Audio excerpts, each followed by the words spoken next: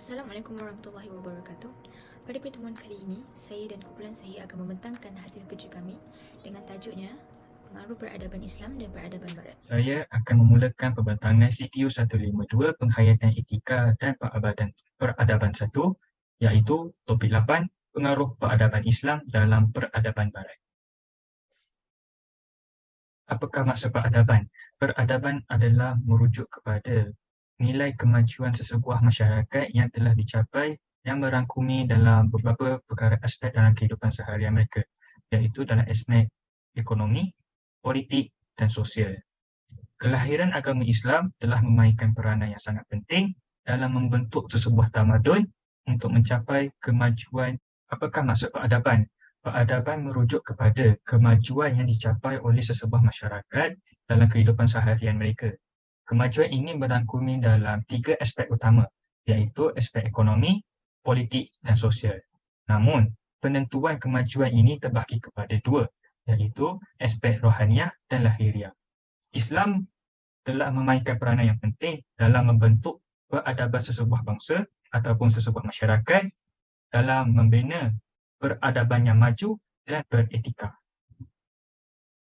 Terdapat 2 perbezaan bagi setiap peradaban ini.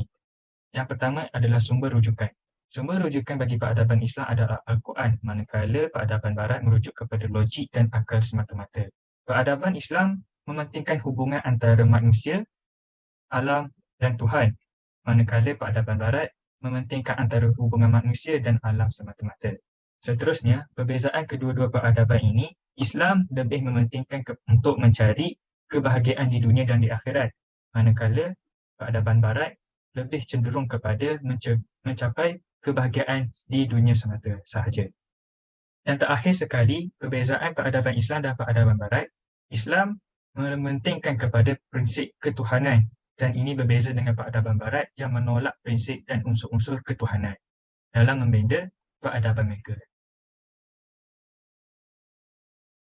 Selain itu, perbezaan sebelum kemunculan peradaban Islam, terdapat beberapa amalan yang diamalkan. Yang pertama, amalan penindasan kepada bangsa dan etnik. Ini berlaku apabila sesebuah peradaban itu melaksanakan ekspedisi ketenteraan dengan menawan sesebuah peradaban yang lain menggunakan cara kekerasan. Ini menyebabkan sifat prejudis dan sifat perbezaan taraf antara kedua-dua peradaban ataupun bangsa ini dan mengakibatkan berlakunya penindasan dan kezaliman. Yang kedua adalah wanita sering dijadikan sebagai alat kepada kaum lelaki. Hal ini di mana kaum perempuan tidak diiktiraf ataupun tidak termasuk dalam golongan sistem kelas sosial peradaban tersebut. Yang ketiga, kelas sosial yang tidak sama rata. Kelas sosial yang tidak sama rata ini merujuk kepada perbezaan taraf layanan oleh seseorang individu itu disebabkan akibat beberapa faktor, iaitu faktor keturunan, bangsa, kekayaan dan pangkat. Yang terakhir sekali adalah amalan kebajikan sering diabaikan. Amalan ini merupakan amalan yang asing dan merupakan amalan yang sering diabaikan oleh seseorang pemerintah, di mana kekayaan itu merupakan elemen utama dalam menentukan kelas sosial seseorang itu. Sebagai analoginya, apabila seseorang itu mempunyai kekayaan yang banyak, maka kedudukan seseorang itu berada di puncak kelas sosial masyarakat tersebut. Manakala bagi golongan yang tidak berharta ataupun golongan miskin akan berada di peringkat yang paling bawah. Namun, bagaimanakah peradaban Islam dapat berkembang? Perkara ini berlaku selepas kewafatan Nabi Muhammad SAW. Dengan lahirnya ramai ahli cendekiawan. Ahli-ahli cendekiawan ini cenderung untuk mempelajari pelbagai ilmu pengetahuan sama ada ilmu agama dan ilmu dunia. Dan karya-karya yang terhasil oleh mereka menjadi sumber rujukan kepada generasi-generasi yang akan datang. Yang kedua, semangat yang sangat kuat dalam menyebarkan agama Islam. Hal ini menyebabkan para pendakwah berhijrah ataupun mengembara untuk menyebarkan dakwah Islam di kawasan tanah jajahan Islam yang baru ditawan ataupun yang baru memeluk agama Islam. Yang ketiga, pemerintah yang berkaliber. Pemilihan khalifah dalam peradaban Islam, seseorang itu mestilah memenuhi ciri-ciri dan syarat-syarat yang telah ditetapkan bagi memastikan pemerintah yang dipilih itu dapat menjadi teladan kepada masyarakat sekeliling. Juga seorang pemerintah itu haruslah mahir dalam pelbagai aspek ilmu pengetahuan bagi memastikan peradaban Islam sentiasa berkembang. Perkara ini telah menyebabkan peradaban Islam terus berkembang dengan pesat. Yang terakhir ialah perluasan melalui peperangan. Peradaban Islam yang berkembang dengan pesat menyebabkan pelbagai peradaban lain terasa terancam dan beberapa seri ekspedisi ketenteraan telah dilancarkan untuk menyekat penyebaran peradaban Islam daripada terus tersebar ke peradaban mereka. Dengan kemenangan yang memihak kepada agama Islam, tanah jajahan peradaban Islam terus berkembang yang meliputi pelbagai benua. Semua faktor ini adalah penyumbang utama kepada perkembangan Islam ke peradaban Eropah. Perkembangan peradaban Islam telah memberikan impak yang besar kepada peradaban Barat. Antaranya ialah peradaban Barat menjadikan peradaban Islam sebagai sumber rujukan ilmu pengetahuan. Hal ini di mana apabila orang Barat mempelajari ilmu pengetahuan di kawasan taklukan Islam, terutamanya di Sepanyol, dan di mana Islam telah mendominasi pelbagai ilmu pengetahuan. Yang kedua ialah masyarakat peradaban Barat telah mula mementingkan dalam aspek kesihatan. Hal ini terjadi apabila masyarakat Barat sering dilanda dengan pelbagai jenis penyakit. Ekoran pengabaian terhadap aspek kebersihan yang diamalkan dalam kehidupan seharian mereka. Yang ketiga, peradaban Islam telah memberi sumbangan kepada masyarakat Barat untuk memperbaharui seni rekaan binaan mereka. Yang di mana seni yang diamalkan oleh peradaban Barat yang menggunakan seni rekaan binaan Rom yang tidak lagi dapat menyaingi dengan seni binaan Islam yang mencampurkan pelbagai budaya dan bangsa dalam menghasilkan sesuatu bangunan. Hal ini telah melahirkan satu jenis rekaan seni yang baharu kepada peradaban Barat, iaitu dengan menggunakan seni rekaan gotik dalam membina bangunan-bangunan di peradaban Barat, yang di mana bangunan-bangunan ini masih lagi kekal sehingga ke hari ini. Sumbangan keempat merupakan sumbangan yang paling besar kepada peradaban Barat, yang di mana peradaban Islam mendidik mereka untuk mempunyai sikap berfikiran tinggi dalam menyelesaikan sesuatu masalah. Amalan ini telah membawa masyarakat peradaban Barat mencapai ke zaman pembaharuan, iaitu zaman Renaissance, yang di mana lahirnya ahli-ahli cendekiawan Barat yang berperanan penting dalam membina peradaban mereka. Berikut mengakhiri pembentangan saya, yang di mana pembentangan seterusnya akan diteruskan oleh ahli kumpulan yang lain. Sekian, terima kasih. Sekarang saya akan membentangkan kaedah penyebaran Islam ke tanah Barat. Salah satu titik permulaan Islam berada di Barat ialah apabila orang Islam yang berdagang ke Eropah. Orang Islam masuk ke Eropah iaitu Sepanyol atau ketika itu dikenali sebagai Andalusia yang berasal dari semenanjung Iberia. Bangsa Vandal yang telah menguasai semenanjung Iberia itu telah ditakluk oleh bangsa Gotik Barat atau iaitu suku kaum Jerman, dan kemudiannya jatuh ke tangan orang Islam sewaktu kerajaan Bani Umayyah di bawah pemerintahan Khalifah Al-Walid bin Abdul Malik. Kemasukan orang Islam ke Cordova atau Cordoba melalui laluan yang menghubungkan semenanjung Iberia dan Afrika Utara atau kini dikenali sebagai Selat Gibraltar di bawah pemerintahan Tariq bin Ziyad. Afrika Utara merupakan salah satu wilayah kerajaan Bani Umayyah sebelum mereka menakluki Sepanyol. Tanah orang Barbar itu telah dikuasai oleh Khalifah Abdul Malik dan beliau telah mengangkat beberapa panglima tentera iaitu Hassan bin Nu'man, kemudian telah digantikan oleh Musa bin Nushair sewaktu zaman Khalifah Al-Walid. Andalusia yang ketika itu berada di bawah awan yang gelap, di mana rakyat berada dalam kesengsaraan dan huru-hara. Bukan sahaja dari segi politik, ekonomi, sosial yang bermasalah, malah kezaliman yang menimpa rakyat Sepanyol telah memporak-perandakan hidup mereka. Raja Roderick yang merupakan Raja Visigoth atau Raja bangsa Gotik yang bertitah di Sepanyol pada ketika itu. Rakyatnya dibahagikan kepada sistem kelas di mana wujud perhambaan dalam lapisan masyarakat. Beliau telah memaksa penganut agama lain untuk menganut agama Kristian dan akan dibunuh sekiranya mengingkar arahan itu. Lebih menyayat hati, kesucian wanita terancam dan diperlekehkan.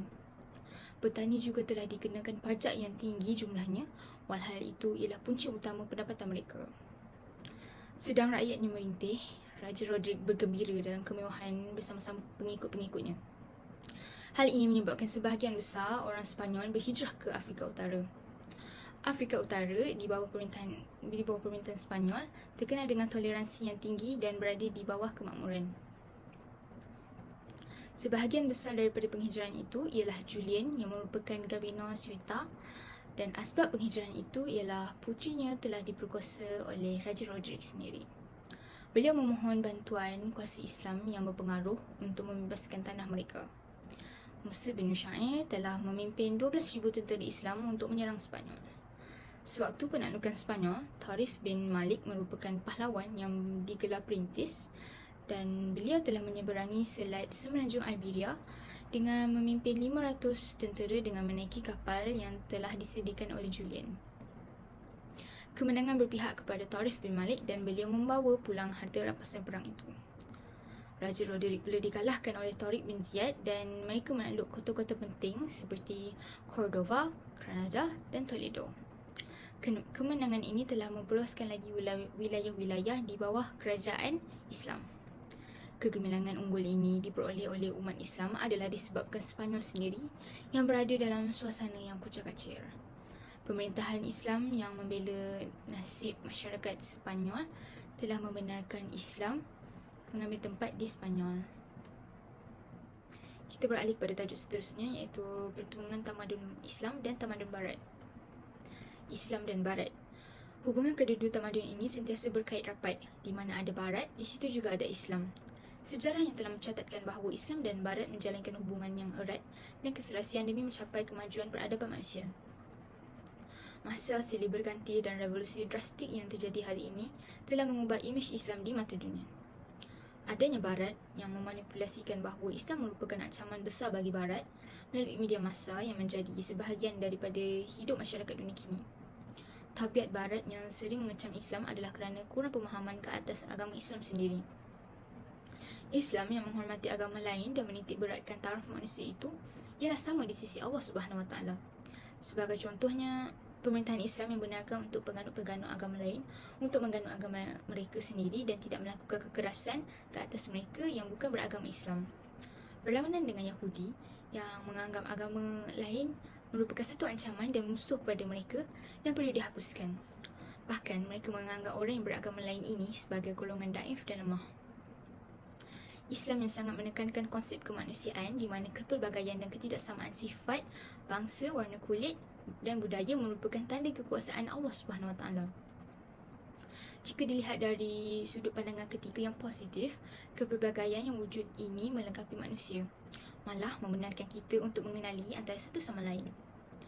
Tamadun Barat yang mengalami fasa pasang surut iaitu zaman klasik, zaman kegelapan dan zaman moden telah mencetuskan ideologi serta pemikiran yang mendorong perkembangan dalam ilmu sains teknologi yang digunakan pakai oleh masyarakat dunia hari ini.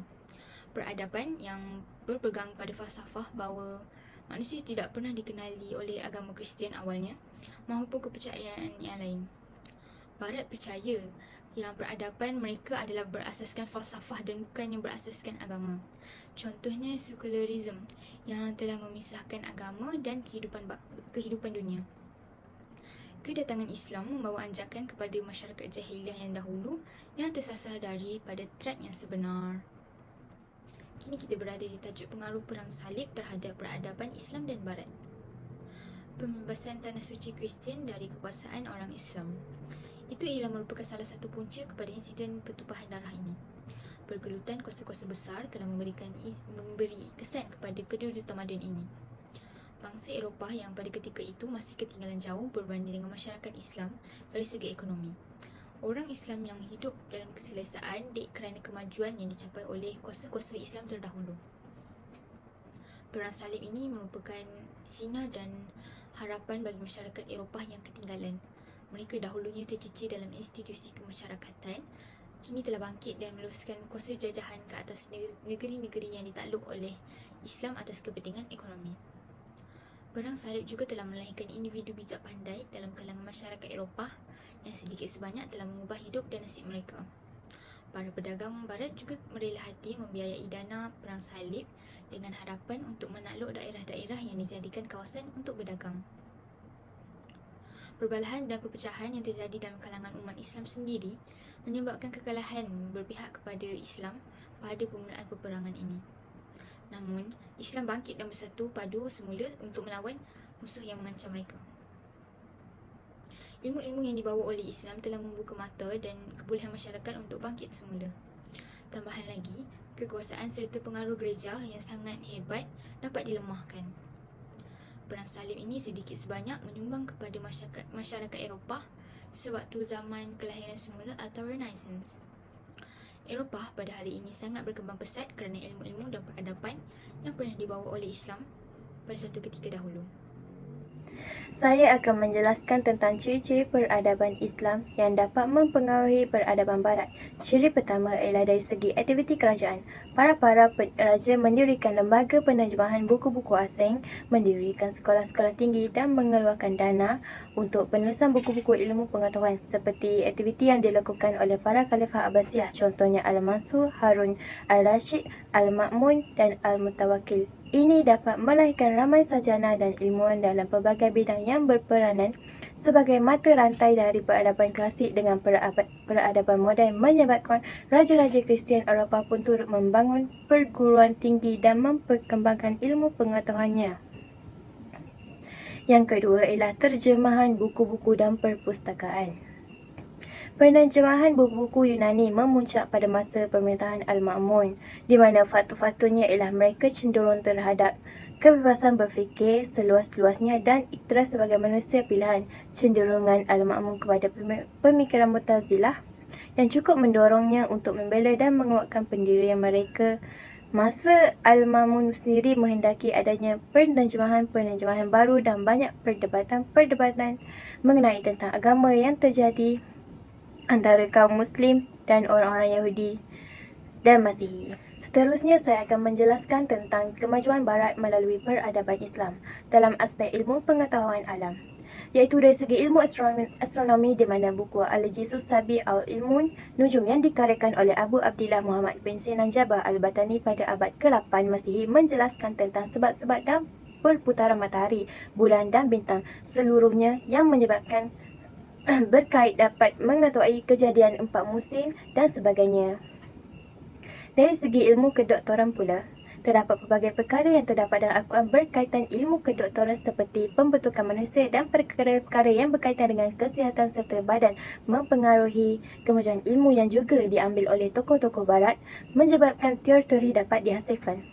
Dari ilmu pasti dan pengetahuan alam, ilmu-ilmu yang dihujah oleh tokoh-tokoh Islam melalui karya-karya mereka memberikan bukti ilmu pengetahuan yang telah dirumuskan oleh pakar-pakar Muslim sangat berpengaruh bagi perkembangan pemikiran terhadap pakar-pakar dan cendekiawan bangsa Barat selama berabad-abad lamanya.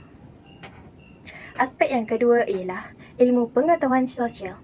Dari segi ilmu falsafah dan teologi, dalam bidang falsafah, pada pertengahan abad ke-13, seluruh buku-buku Ibn Rushdi diterjemahkan ke dalam bahasa Latin dan telah dipelajari di sekolah tinggi di Eropah, terutama di Eropah Barat.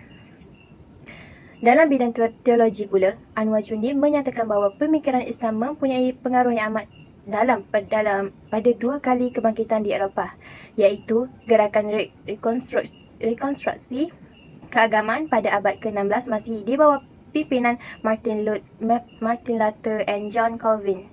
Dari segi ilmu sosial pula, terdapat banyak kemunculan tokoh-tokoh yang mengarang tentang ilmu sosial seperti Yaqub Ibn Abdullah Al-Hamawi yang mengarang kamus ilmu bumi yang digunakan oleh orang Barat untuk kegunaan mereka. Selain itu, saya akan menjelaskan tentang sumbangan peradaban Islam kepada peradaban Barat. Sumbangan dalam ilmu sains ialah terdapat penemuan peredaran darah oleh Ibn Al-Hanafis, penemuan proses pembiasan cahaya oleh Ibn Al-Haytham, penemuan udara dan beratnya serta hukum graviti yang dijumpai oleh Al-Kazin, penemuan teori evolusi oleh Ibn Mikawai, penemuan prinsip astronomi oleh Al-Batani, Al-Farghani dan Ibn Sina, serta yang terakhir ialah penemuan kaedah sains oleh Al-Haytham dan Al-Biruni. Dalam pendidikan Islam pula ialah membebaskan ilmu daripada istana. Setiap orang bebas mengakses ilmu dan bebas untuk memperkasa ilmunya. Yang kedua ialah sebagai identiti diri. Pelbagai ilmu telah dibangunkan dan telah diperkenalkan kesatuan ilmu tauhid. Yang ketiga ialah mewujudkan kesatuan ilmu dalam kepelbagaian. Yang keempat ialah membangunkan pusat seperti masjid, Baitul Al-Hikmah dan universiti. Setiap pusat ini mempunyai peranan tersendiri dalam membangunkan ilmu. Yang kelima ialah membangunkan modal insan dalam pelbagai bidang ilmu untuk bangunkan diri sendiri, negara dan peradaban. Yang terakhir ialah membangunkan pusat kecemerlangan pendidikan yang dinaungi oleh khalifah dan didukung oleh filantropis. Kesimpulannya, mempelajari sejarah adalah sesuatu yang amat penting dan perlu ditekankan, terutamanya pada generasi hari ini. Hal ini kerana terdapat banyak ataupun terdapat intipati ataupun cerita yang boleh kita jadikan teladan untuk diceritakan dan dijadikan pedoman. Banyak kisah-kisah yang baik yang boleh kita contohi. Kita banyak kisah-kisah yang boleh kita jadikan iktibar dalam hidup kita. Selain itu, dengan mempelajari sejarah Islam, kita dapat mengenali tokoh-tokoh Islam yang pernah memajukan dan mengangkat agama Islam di pesada dunia. Contohnya seperti ketika zaman kerajaan Abbasiyah dan kerajaan Uthmaniyah, yang dipelopori tokoh-tokoh sarjana dalam berbagai bidang ilmu yang dapat mengembangkan ilmu dan memajukan ilmu dan mengharumkan nama agama Islam. Bukan itu saja, kita dapat merasai dan menghargai pengorbanan serta jasa-jasa yang pernah dilakukan oleh tokoh-tokoh Islam pada zaman dahulu, kerana perjuangan mereka tidaklah mudah untuk mengangkat agama Islam di mata dunia. Terlalu banyak cabaran yang mereka perlu tempuhi, terlalu banyak cabaran yang perlu mereka harungi untuk menegakkan agama Islam. Oleh sebab itu, oleh hasil-hasil usaha mereka, tokoh-tokoh Islam pada ketika itu, Islam suatu ketika dahulu pernah unggul di mata dunia, memimpin dan memajukan sebuah negara atau wilayah di benua barat seperti Sepanyol, dan menjadikan wilayah tersebut satu wilayah yang hebat dan besar serta digerungi oleh kerajaan-kerajaan yang lain. Bukan itu saja, dengan lahirnya tokoh-tokoh Islam dan berbagai bidang ilmu telah membangkitkan dan menyadarkan orang-orang barat di Eropah daripada zaman kegelapan mereka. Hal ini menyebabkan wujudnya zaman Renaissance. Kewujudan zaman Renaissance adalah disebabkan usaha-usaha oleh tokoh-tokoh Islam dalam kegiatan mereka menyebarkan dan membangunkan ilmu-ilmu dalam berbagai bidang dan membebaskan negara barat daripada zaman kegelapan yang membelenggu pada ketika itu. Kemajuan yang dilakukan oleh umat Islam adalah kerana mereka mengikuti dan melandaskan syariat ataupun ajaran Islam. Akhir sekali, kita sebagai umat Islam perlulah sentiasa mematuhi dan mengikuti ajaran Islam walau apa jua yang kita lakukan dalam kehidupan seharian kita, kerana Islam merupakan satu agama yang telah lengkap dan merupakan agama yang syumul, lengkap dengan segala peraturan dan panduan hidup dari berbagai aspek kehidupan. Itu kita perlu sentiasa melandaskan syariat Islam agar kita tidak tersasar daripada apa yang dituntut oleh Allah SWT. Kemunduran umat Islam pada suatu ketika dahulu menyebabkan kejatuhan kerajaan-kerajaan Islam adalah kerana mereka tidak mengikuti syariat ataupun ajaran Islam dalam kehidupan ataupun dalam aktiviti harian hidup mereka. Kemunduran yang berlaku menyebabkan kejatuhan zaman kegemilangan kerajaan Islam adalah kerana sikap individu tersebut yang mengabaikan ajaran-ajaran Islam sehingga tidak mematuhi syariat Islam. Iaitu sebagai umat Islam, kita perlu bangga dengan usaha-usaha dan hasil penemuan tokoh-tokoh Islam seperti Ibn Sina serta tokoh-tokoh yang lain. Dengan usaha-usaha mereka, negara-negara barat yang lain dapat dibebaskan daripada zaman kegelapan yang menyelubungi rakyat-rakyat mereka. Dengan penemuan baru, wujudlah zaman Renaissance di negara-negara barat. Tokoh-tokoh Islam telah banyak membantu tokoh-tokoh barat dalam penemuan ilmu baru. Oleh itu, kita perlu sentiasa mempunyai semangat ataupun sikap untuk mengetahui, sikap ingin tahu tentang sejarah Islam serta tokoh-tokoh Islam, supaya kita tidak lupa akan jasa-jasa mereka untuk membangunkan dan meletakkan agama Islam di mata dunia dengan pandangan yang positif.